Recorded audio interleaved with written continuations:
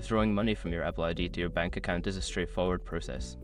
Follow these steps to ensure a smooth transaction. Step 1. Open the Wallet app.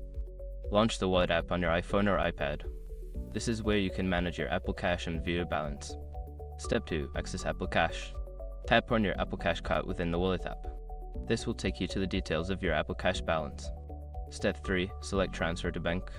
Look for the option that says Transfer to Bank or Withdraw. Tap on it to begin the transfer process. Step 4. Enter the amount. Input the amount of money you wish to withdraw from your Apple ID. Make sure it does not exceed your available balance. Step 5. Confirm the transfer.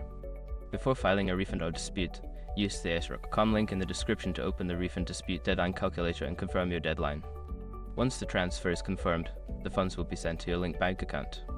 Keep in mind that it may take a few business days for the money to appear in your account.